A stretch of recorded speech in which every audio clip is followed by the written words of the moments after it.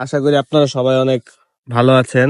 তো আমিও মোটামুটি ভালোই আছি। তো লাস্ট একটা ভিডিওতে আপনারা দেখছেন যে আমি আমার বাইকের মাইলেজ সম্পর্কে একটা তথ্য দিছি যে আমার বাইকে মাইলেজ প্রায় 55.2।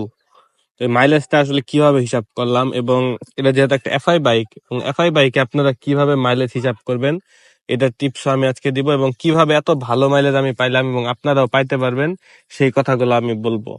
তো নর্মালি অনেকে দেখা যায় যে মাইলেজ হিসাব করে একটা 100 ml এর একটা বোতল নেয়, 100 ml এর বোতলে তেল ভরে যত কিলোমিটার চালায় ওটাতে 10 দিয়ে গুণ দেয়, দিয়ে 1 লিটার তেলে কত কিলোমিটার চালায় এটা বের করে। কিন্তু এটা করলে আসলে মানে এররটা একটু বেশি হয়। মানে আপনি যেভাবে হিসাব করেন না কেন আপনার হিসাবে ভুল থাকবেই, ঠিক আছে। কিন্তু আপনি যদি 100 ml তেল দিয়ে সেটা ওটা 10 গুণ করেন তাহলে আপনার যদি মানে এরর হয় 1 কিলোমিটার, মানে ধরেন লিটার 1 কিলোমিটার এরর হচ্ছে তাহলে ওটা 10 দিয়ে গুণ করার কারণে কিন্তু এররটা 10 গুণ হয়ে যাবে, ঠিক আছে। কিন্তু আপনি যদি ফুল ট্যাঙ্কি করে হিসাবটা করতে পারেন, যে ধরেন আমি বুঝাই দিতেছি যে ফুল ট্যাঙ্কি দিয়ে কিভাবে হিসাবটা করতে হয়। তো প্রথমে ধরেন আপনার মোটরসাইকেলটা আপনি ফুল ট্যাঙ্কি করলেন, তাহলে আপনার মোটরসাইকেলে ফুল ট্যাঙ্কি তেল আছে, তো আপনি কিছু কিলোমিটার চালাইলেন তাহলে তেলটা কমবে। তো এইভাবে আপনি ধরেন 20 কিলোমিটার চালাইলেন তাহলে তেল একটু কমবো, 100 কিলোমিটার চালালে তেল আরো কমবো, ঠিক আছে। তাহলে আপনি যত কিলোমিটার চালাবেন ফুল ট্যাঙ্কি থেকে তেল ততটুকু কমবো। তো এর পরবর্তীতে আপনি যখন আবার পাম্পে যায় সেটা আবার ফুল ট্যাঙ্কি তেল করবেন, তো কতটুকু তেল ঢুকবো? আপনি যতটুকু তেল পুরাইছেন ততটুকুই তো ঢুকবো। মানে লাস্ট টাইম ফুল ট্যাঙ্কি করার পরে আপনি যতটুকু তেল খরচ করছেন সেকেন্ড টাইম ফুল ট্যাঙ্কি করার সময় তো ততটুকু তেলই ঢুকবে, ঠিক আছে।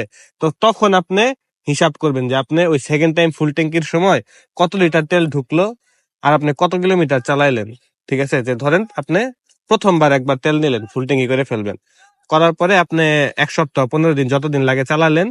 তো প্রথমবার ফুল ট্যাঙ্কি করার সময় আপনি আপনার মোটরসাইকেলের কিলোমিটারটা নোট করে রাখবেন ওডোমিটারে, অথবা যে কোনো একটা ট্রিপ মিটার জিরো করে ফেলবেন।